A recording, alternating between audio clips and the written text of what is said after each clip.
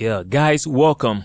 Now, this time around, we are going to look at the best way to load and organize samples in Fruity Loops, all right? How best to organize your samples in your Fruity Loops. You have samples from wherever.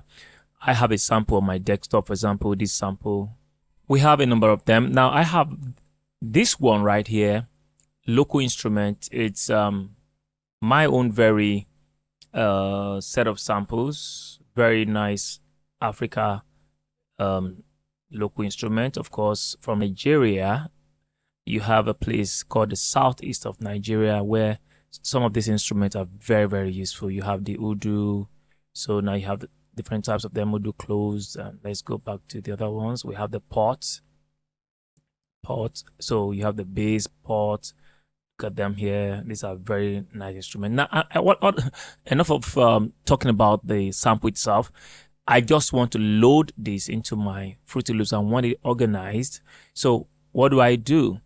Now, you have to understand that Fruity Loops, to access your Fruity Loops file, first thing first, you have to go into, for example, go to your local disk. Now, in your local disk, you're going to have a folder. Of course, let's look at where Fruity Loops is. You have image line. Just look for image line. Image line, look at it. When you find image line, now I'm going to be using Fruity Loops 20. So you FL Studio 20, you open. Now, when you open FL Studio 20, you're going to have all of these ones: artwork, data, help, plugins, system. Now, go to your data, right? Open the data. When you open data, you're going to find patches. Open patches. Now, under patches, you're going to see number of folders. Open your packs. Just locate where packs, all right? Look at it. So you open packs. Now, inside packs already, you have some loaded instrument. Of course, this one's came with Fruity Loops.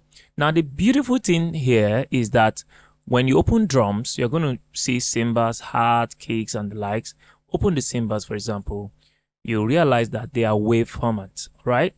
So that's why it's going to be very easy for you coming in with your samples, which are in your wave format, to just drop them wherever. But however, it has to be organized. Now, these are wave samples. So now that we know that, let's go back, all right, to where packs is. We have packs.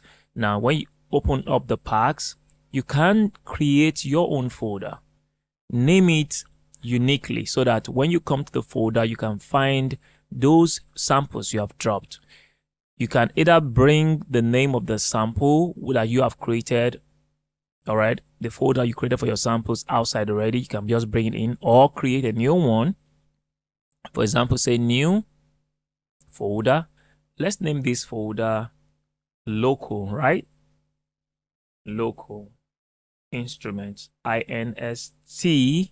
That's fine. All right. So now you have your local inst.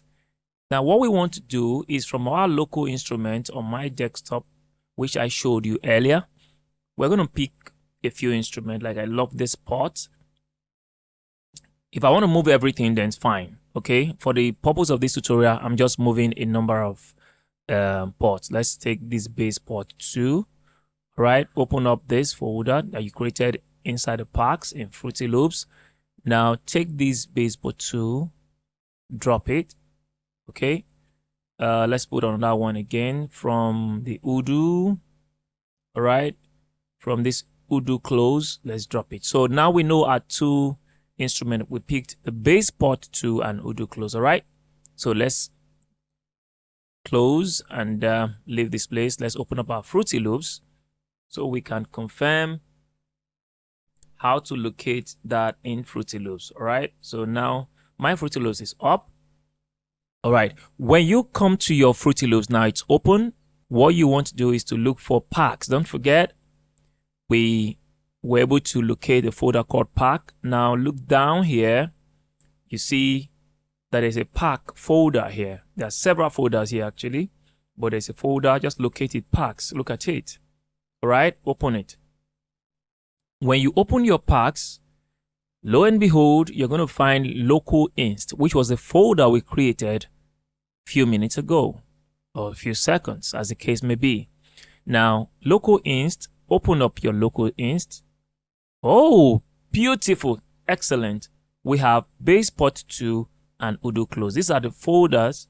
This is the folder, and these are the instruments that we placed inside of the folder. So let's take out our baseport 2. Right here, we have it on the step sequencer, so we can make our instrument. We can decide to, check out. When you click on them, you hear the sound. When you click on your udo, of course, you can hear the sound. So they are right here. And then let's pick up the udo 2, drop. All right. For example, we drop it on, let's say we don't want to clap anymore. Your udo is right here. You can decide to say, okay, this is what I want from my baseboards. And then you just put them, of course, to make your music. That's just basically what we wanted to achieve. And we have done that straight ahead. We have the udo, we have the baseboard right in our Fruity Loops and well organized.